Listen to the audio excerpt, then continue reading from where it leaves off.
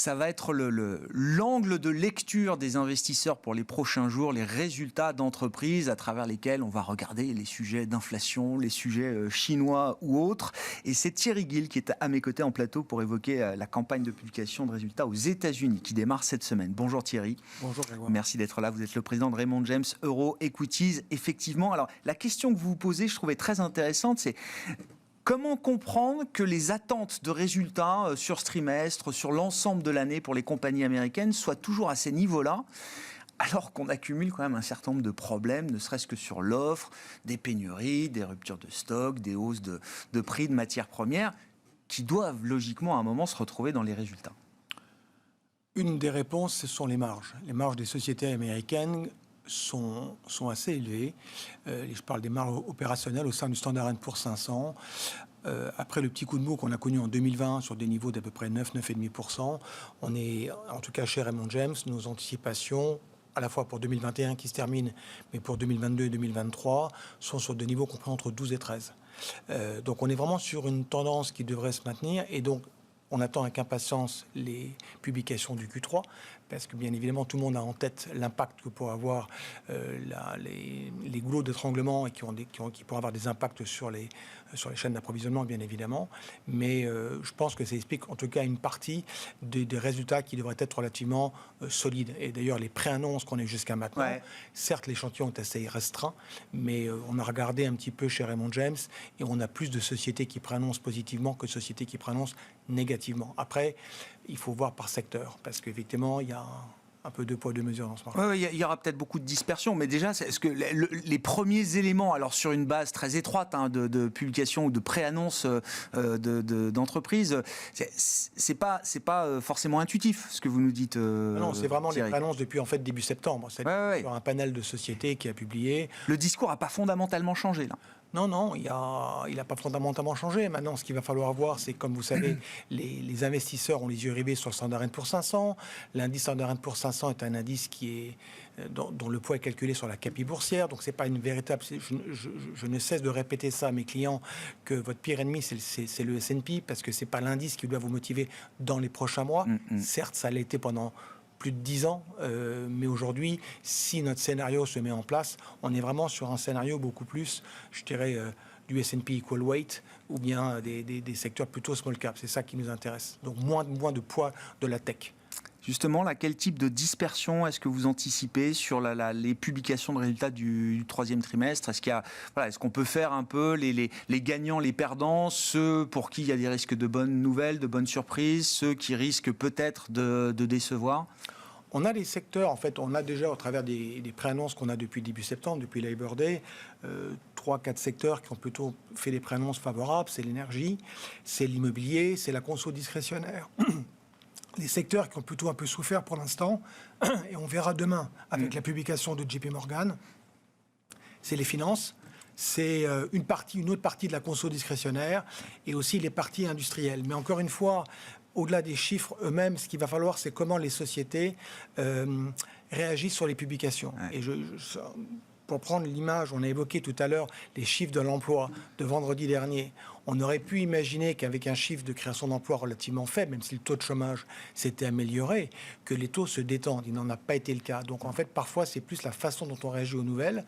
Et on est sur un scénario du trimestre, ça a été rappelé précédemment, sur une croissance annuelle d'à peu près plus 27, en séquentiel du moins 7. Ça va décélérer. Les arbres ne peuvent pas monter au ciel non plus. Mais on est sur un scénario, en ce qui nous concerne, sur 2021 et 2022, raisonnablement optimiste sur les profits.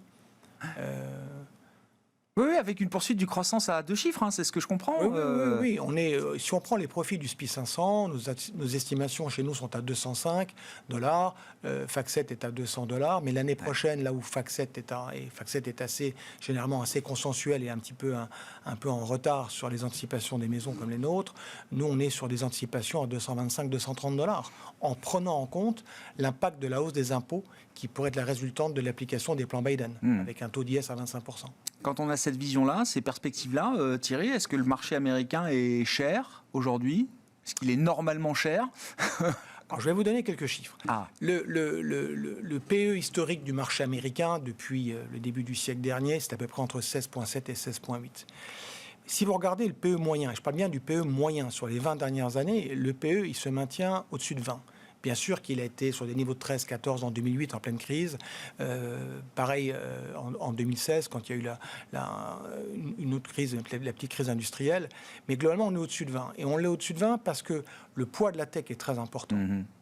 Dans la composition de ces boîtes de tech, vous n'avez pas fondamentalement d'actifs tangibles. On n'est plus dans un monde des années 70, 60 avant, avec des stocks des entreprises, de l'appareil productif qui était très important. Vous êtes sur des intangibles, vous êtes sur le poids des marques. Et rien que ça, déjà, ça vaut quelques points de PE de plus. Donc, à votre question, est-ce que c'est cher ? C'est une bonne question. Nous, nos anticipations sur l'année prochaine sont basées sur un PE de 22, parce qu'on part du principe que même si les taux devraient rester bas, mais vont monter, alors je m'explique, il faut donner quand même des amplitudes à nos auditeurs. Nous, en début d'année, on avait un scénario de taux 10 ans près de 2%. Ouais. Ce qui était raisonnable encore en mars dernier, quand le taux 10 ans valait 1,70, était presque risible pendant les mois d'été, vu qu'on n'arrivait pas à se tendre. Et il y a eu un effet d'annonce par Powell sur le tapering fin août, qui a déclenché ce mouvement de hausse des taux. On est aujourd'hui à 1,61. Donc je ne sais pas si on ira à 2. C'est plus la tendance qui m'intéresse que le niveau. Il faut savoir une deuxième chose, c'est que quand vous observez, c'est le travail qu'a fait notre stratégiste, quand vous regardez le niveau de l'inflation, parce que c'est un mot qu'on utilise un petit peu à tort et à travers, mais d'abord, je l'avais rappelé la dernière fois que j'étais venu vous voir, il faut ramener ça à la croissance du PIB. Bien sûr. 5,7 aux États-Unis cette année, 3,8 l'année prochaine. Oui. Comme on décale dans le temps à cause de la chaîne d'approvisionnement, on est en train de revoir 2022 à la hausse et pas à la baisse. Mais voilà, quand vous regardez les niveaux d'inflation entre 1 et 2, 2 et 2,5 ou 2,5 et 3, donc globalement jusqu'à 3% de taux d'inflation, le PE du marché américain, il oscille entre 18,7 et 19,5. Il ne bouge pas beaucoup. Vous avez un effet de cap, c'est quand vous passez au-delà de 3% d'inflation, où là, ça peut écraser de l'ordre de 1 point ou 1,5 point. Donc les 22 fois de l'année prochaine, ça sera peut-être que 21 fois, nous paraissent quelque chose d'atteignable. Sur le plan, suivra demain, en début d'après-midi, le coup d'envoi du secteur bancaire, notamment avec JP Morgan. Un petit mot quand même du plan politique. Vous avez évoqué rapidement les programmes Biden avec la partie fiscale. Est-ce qu'il faut être,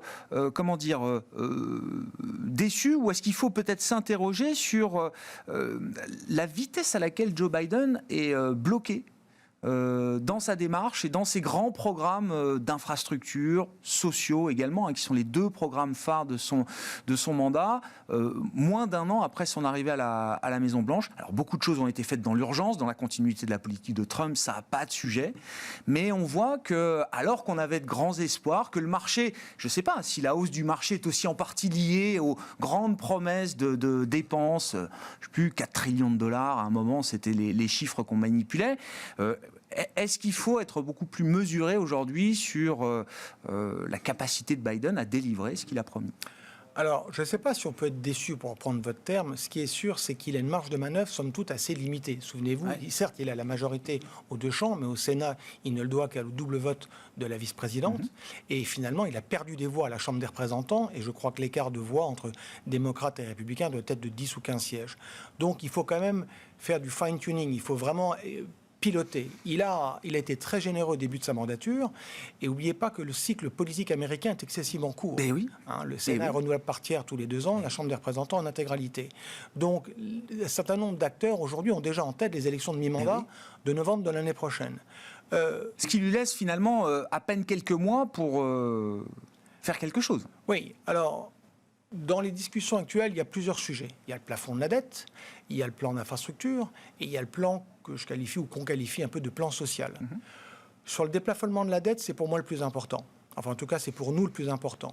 On a gagné du temps. Les Républicains sont montrés compréhensifs grâce à une procédure de vote qui, aux États-Unis, parfois se fait sur des votes au Sénat à la majorité simple et parfois sur la méthode du filibuster à 60-40. Ça a permis en fait de gagner du temps, c'est tout. Et ça nous amène au 3 décembre prochain.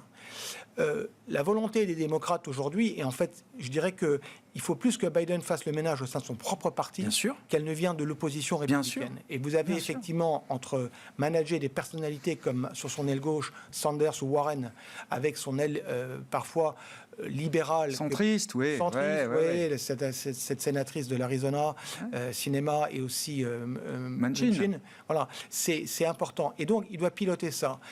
Ce que pense notre analyse politique Ed Mills, c'est ça va passer. Ça passera dans un calendrier qui, en fait, la première étape, c'est le 31 octobre, c'est sur le plan infra, voilà, qui, lui, fait relativement consensus, même au sein des Républicains. Il avait été validé au Sénat le 10 août dernier par une majorité de plus de 60 sièges. Ça, c'est important. Il faut qu'il soit validé au niveau de la Chambre maintenant. Pour les autres, probablement qu'ils vont devoir, enfin, quand je dis ils, les démocrates, faire marche arrière sur la taille du plan. Et ils voulaient passer 3,5 trillions au tout début. Certains voulaient jusqu'à 6 trillions. On est à 3,5. On pense que ça se fera plutôt entre 1,8 et 2 trillions. Mais oui. Voilà. Et donc, le plan sera moins ambitieux. Comment on arrive à faire cet exercice de style en réduisant la durée des aides? Au lieu de faire un plan sur 10 ans, vous le faites sur 5 ans. C'est une des pistes qui est envisagée et qui, selon nos analyses, devrait aboutir avant la fin de l'année. Bon, intéressant. Et le plafond de la dette, c'est quand même c'est un vrai sujet ou c'est le marronnier habituel Non, c'est un vrai sujet. Ouais. Le financement du gouvernement avec le shutdown, ça c'est quelque chose où on joue souvent et traditionnellement à se faire un peu peur. Et vous avez vu, c'est d'ailleurs tout de suite, ils ont décalé. Plafond de la dette, c'est d'ailleurs Yellen l'avait souligné avec Powell. Ouais. Cette date du 18 octobre qu'on a réussi à repousser est un vrai, pour reprendre votre terme, un éléphant dans le magasin de porcelaine. Voilà, ça peut avoir des conséquences assez graves. Comme ce serait Armageddon, en fait, à chaque fois, la réaction du marché des investisseurs est toujours de se dire, de toute façon, personne n'a envie de déplorer un défaut technique américain au 18 octobre ou au 3 décembre, donc ça n'arrivera pas. Très vite, on en arrive toujours à cette conclusion. C'est dangereux de systématiquement réfléchir de cette manière-là ? Non, mais disons, on a tous compris quel est le jeu. C'est qu'on se dit que finalement, on aura un accord, mais quelle va être la contrepartie ? Et c'est ça qu'on essaye un petit peu d'évaluer. D'évaluer. C'est ça le plus important. Est-ce que les démocrates vont devoir faire beaucoup marche arrière ? Et voilà. Et avec comme conséquence éventuellement politique pour Biden l'année prochaine. Je reprends votre raisonnement sur les taux, Thierry. Si le sens du voyage reste une pontification de la courbe, une remontée encore des rendements obligataires, on verra 2% au-delà. L'avenir nous le dira. Du point de vue du marché action, ça veut dire qu'on est reparti pour un tour de value, comme on dit, ce qu'on avait observé par exemple au premier trimestre de cette année. Oui, en quelques mots, c'est ça. C'est-à-dire que d'abord, s'il y a inflation, la meilleure classe d'actifs, ce sont les equity. Ça, là-dessus, je pense que tout le monde est relativement d'accord. Après, il faut dissocier la partie nominale de la partie réelle, mais sur les profits des entreprises en tout cas. En termes de choix d'investissement, oui, c'est pratiquement, en tout cas en ce qui nous concerne, on parie sur un bis repetita de ce qu'on a eu au Q1 2021, c'est-à-dire vous privilégiez les thématiques industrielles, financières, l'énergie, c'est un vaste sujet en ce moment, une partie de la conso discrétionnaire. Ces secteurs-là ont même eu tendance, donc on est vraiment sur privilégier de la value par rapport à la croissance. Qui a beaucoup perdu en plus au cours de l'été. Hein. Enfin, je veux dire, ça a monté très fort effectivement jusqu'en début d'année, et puis il y a eu un petit coup de mou, et au cours de l'été, c'est plutôt la thématique croissance qui est revenue sur le devant de la scène. Ça avait même commencé à monter avant les élections américaines. Si on regarde bien, ça avait commencé à monter en octobre dernier. L'apparition du variant Delta a ramené les gens avec leurs vieux réflexes, c'est-à-dire revenir sur un côté un peu plus de visibilité ou défensif. Et dans ce secteur-là, peut paraître bizarre quand je parle de défensif, mais il y a une partie de la tech, en l'occurrence les fameuses GAFAM, et cette bascule qu'on a observée fin août avec le discours de Powell sur le tapering a remis en selle du fait du franchissement du taux, on va dire d'un niveau de 1,40 sur le taux 10 ans, et a remis en selle toute une partie cyclique. Donc cette fin d'année, nous on se dit même cause, mêmes effets, on irait remettre long sur ces secteurs. Merci beaucoup Thierry. Merci pour votre analyse de la situation américaine et pour les enjeux de ces résultats du troisième trimestre qui commencent donc cette semaine aux États-Unis. Thierry Gill qui était avec nous en plateau, le président de Raymond James Euro Equities, invité de Smart Bourse à la mi-journée. On se retrouve ce soir en direct à 17h sur Bismart.